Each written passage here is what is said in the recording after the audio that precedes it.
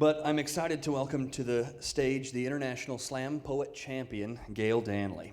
Gayle's explosive style combines movement and emotion as she performs her magic, sweeping audiences up in her words as she addresses and explores contemporary issues. Ladies and gentlemen, please welcome to the stage my friend Gayle Danley. Did Curtis tell y'all that I'm a poet? So I know what's going on. You're sitting there like, oh, here we go. The poet is about to come up front and make me sleepy. She's gonna say, roses are red. She's gonna say, violets are blue. She's gonna say, sugar is sweet and your feet stink too. And you know what, y'all? Don't worry, I don't do that kind of poetry. I'm what's called a slam poet. Go ahead and say slam for me.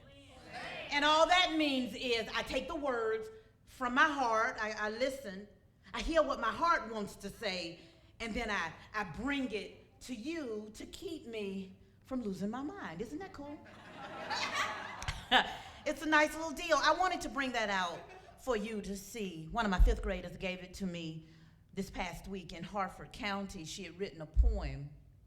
She had also lost her mother, and so she wanted me to have that. It's our promise that she'll keep writing her emotions down as long as I keep doing this poetry. That's a good agreement that we made, isn't it?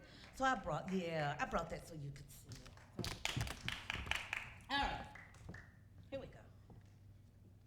So your slam poetry is always original. It's not something that someone else wrote. And so I want to share this with you. It says, I just got a new notebook. I can't believe you aren't applauding. Come on, I got a new notebook. The pages are as crisp as a girl's prom gown. When I inhale those pages, they smell like a mixture of possibility and hope. Nothing else in my life feels quite as good. I just got a new notebook. I kiss each page. I imagine the poems I'm gonna write there, the leap of faith my words will make when they tumble from my heart to my pen to your heart, from my pen to my notebook. Like perfect gymnast, okay, I have a new notebook. It was a gift from this teacher woman who loved me enough to say, here, Gayle. She loved me enough to say, here, Gayle. I know you've got a lot to say. She loved me enough to say, here, Gayle. I know that you have a lot on your mind, so write it down. I have a new notebook. Well, listen.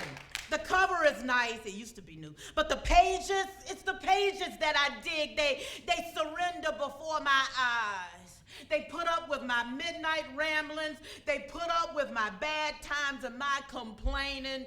And not even my husband does that. I have a new notebook.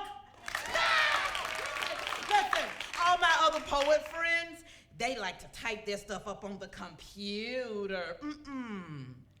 The cursor, I'm not gonna let her scream at me. Only my thoughts are saved. Even the monitor watches me as I write it all down. I got a new notebook. Now all I need is a pen.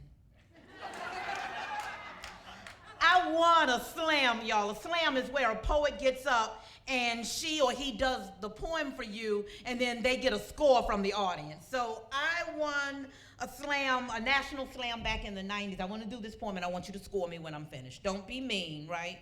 Give me like a 1 is like, you call that a poem. That's not a poem, and you smell like peanut butter. And a 10 is like, ooh, I love that poem. And it goes like this. It says, when I was in second grade, I colored everything black. I want to be close to you. That's so this girl, this beautiful girl named Cosetta Sims. Say her name for me. Say Cosetta. Don't say it fancy like we're in Upper Maryland. Say it like you're down in Virginia and you just had some cornbread.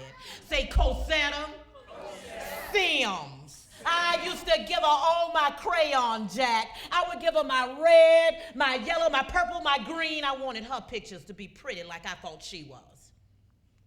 All day long in my little desk, I used to sit and I would stare at Cosetta. You know who she looked like?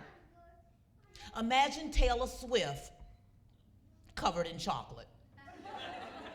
She had one ponytail, kissing each of her shoulders, separated by a part so straight. Her mama must have used a ruler to make her part. Her mama was a magician. Somebody say ta-da.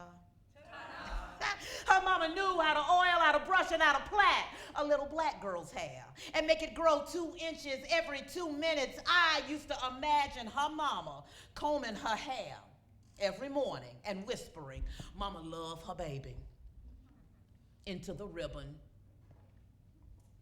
Dirty dishwater was the only mirror I ever saw. Even my dishwashing liquid was mean to my little hands and my own hair. I gave up and shaved it off. My hair would never cuddle next to the yarn. Mama used to twist on it at night. At night, my mama would slam dunk me to the floor. My mama would put 2 little pigtails on my head, make me go to school looking like a Teletubby. Everybody in the hallway laughing. Look at Gayle. Gayle Danley looks funny. Corsetta Sims looked perfect. I was perfect too. Yeah, right.